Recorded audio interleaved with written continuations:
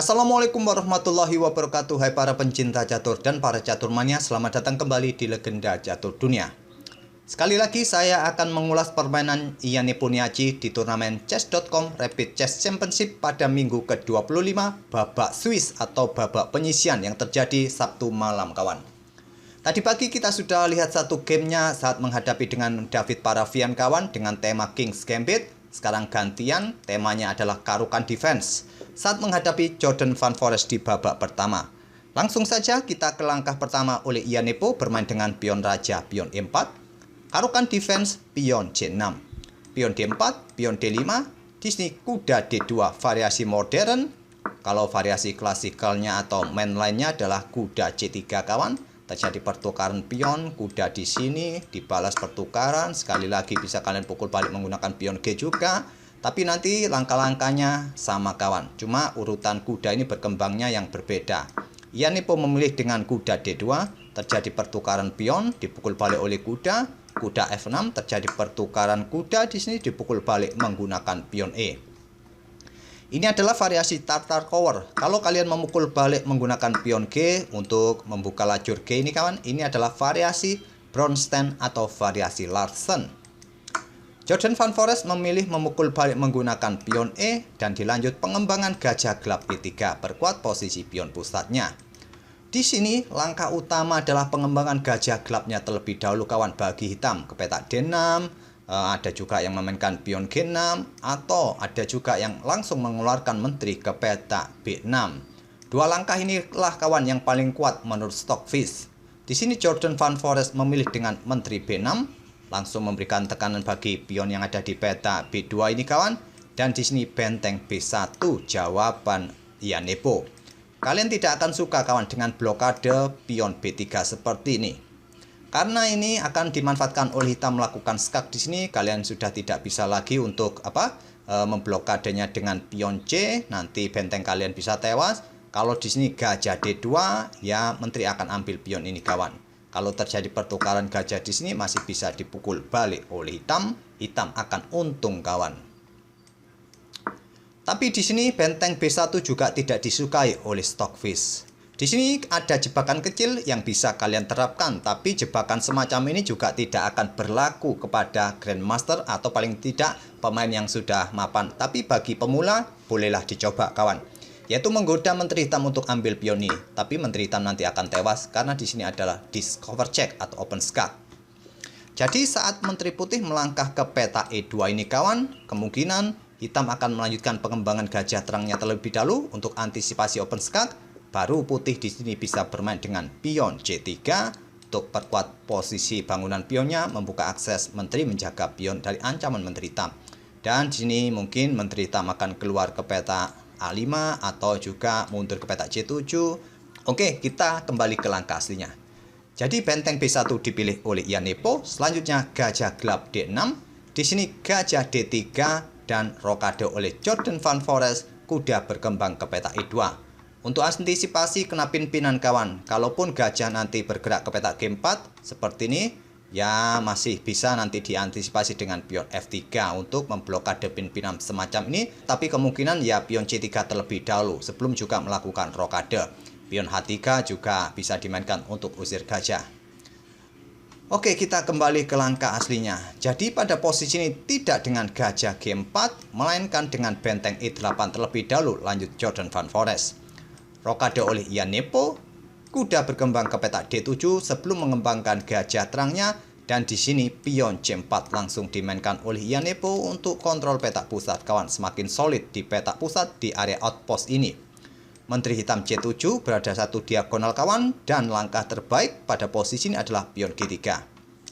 Tapi Ian Nepo memilih dengan langkah kuda G3 terlebih dahulu, dan kuda mundur ke petak F8, membuka kembali diagonal terang bagi gajahnya. Pion B4 sekarang dimainkan dan dilanjut dengan kuda G6. Di sini benteng E1 lanjut Ian Nepo, gajah bergerak ke petak D7 untuk memperkuat petak E8 kawan. Apabila nanti benteng putih sempat ditumpuk di lajur E, dia tidak perlu khawatir soal petak E8-nya.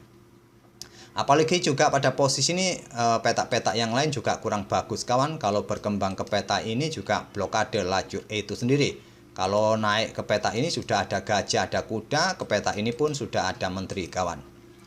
Pion A4 lanjut ia nipu dan coba lihat kawan, pergerakan 4 pion putih ini di sayap menteri sudah menguasai outpost area baris kelima hitam.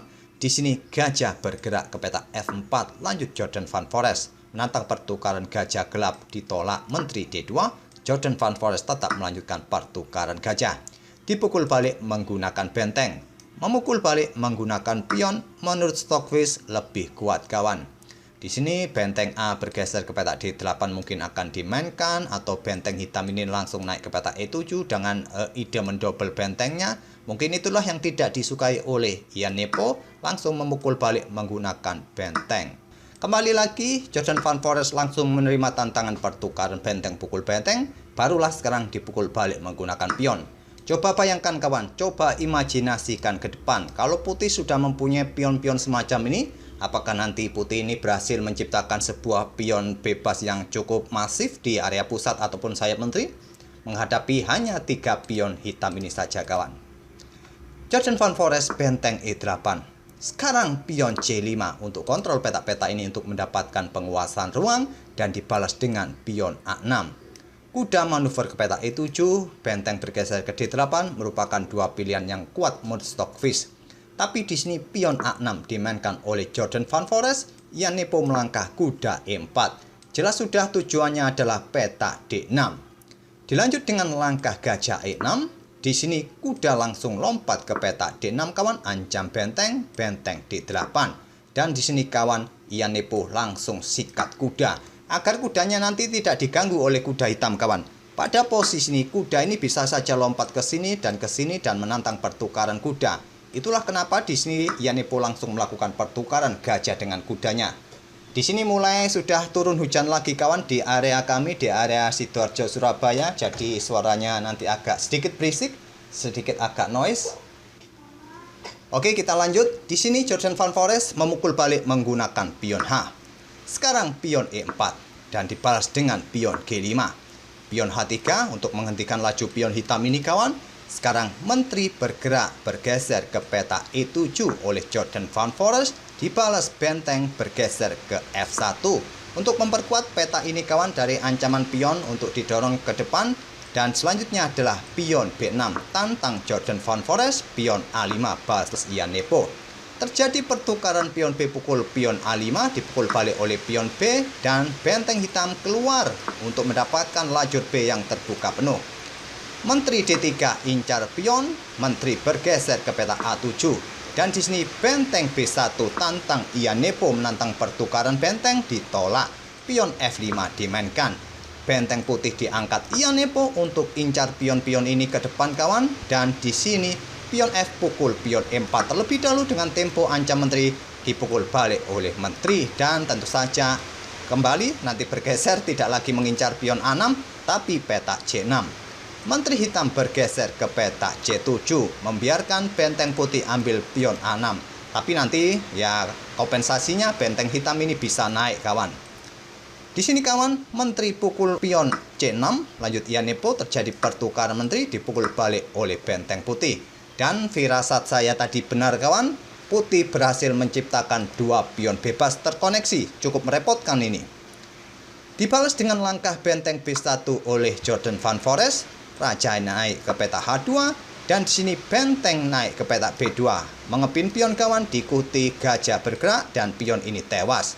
Terlebih dahulu benteng ini bergeser ke peta B6, tidak terburu-buru juga untuk ambil pion ini, menantang pertukaran benteng. Benteng menolak, digeser ke lajur C, ke C2. Sekarang kuda dikorbankan untuk sementara ke peta C8 ini kawan. Dan Jordan Van Forest menolak, dia mengangkat rajanya ke peta H7. Kalau diambil sekarang, putih bisa membalasnya seperti ini kawan, gajah pun nanti bisa tewas. Hujan semakin deras, jadi suara saya mulai tertutup oleh suara hujan. Jadi saya agak sedikit teriak untuk menjelaskan langkah-langkahnya kawan. Oke, kita kembali ke langkah aslinya. Jordan Van Forest memilih raja naik ke peta H7, kuda ke E7, dibalas oleh Ian Nepo untuk memperkuat peta D5-nya untuk dukungan pionnya ke depan. Di sini gajah bergerak ke peta C4. Jelas tujuannya adalah peta F1 merebut pion ini. raja turun ke peta G1, kontrol peta F1 kawan, dan benteng digeser ke peta E2, ancam kuda. Di backup oleh benteng B7, persiapan juga kontrol peta atau membackup pion yang ada di peta C7 nanti, pion didorong kawan. Di sini gajah bergerak ke peta D3 dan pion C6 mulai didorong, gajah E4, serang pion juga mengepin pion terhadap benteng. Pion D5 lanjut ia nepo, tidak peduli dengan pion G2-nya kawan, diambil oleh gajah, tidak dengan benteng kawan. Dan di sini pion C7 mulai didorong oleh Ian Nepo. Gajah ambil pion H3, kontrol peta ini kawan. Kalau pion promosi disikat tapi hitam akan kehilangan gajah. Terlebih dahulu pion D6 dimainkan oleh Ian Nepo.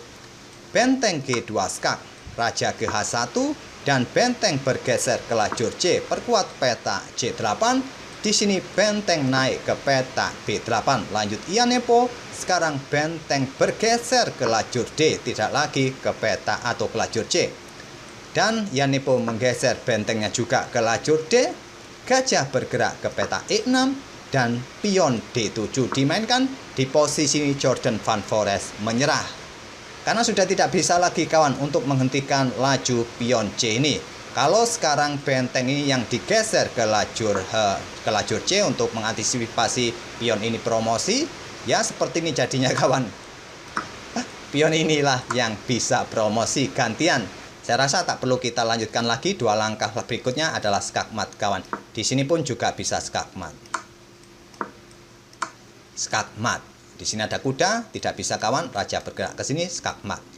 Oke, itulah kawan game antara Ian Nepomniachtchi versus Jordan Van Foreest dengan tema Caro-Kann Defense. Dengan pion-pion masifnya kawan, akhirnya Ian Nepomniachtchi tadi berhasil menciptakan dua pion bebas dengan kawalan kuda dan bentengnya. Berhasil kalau dilanjutkan bisa mempromosikan menteri. Tapi sebelum pion promosi dengan pion D7 ini kawan, di sini Jordan Van Foreest langsung menyerah di langkah ke-47.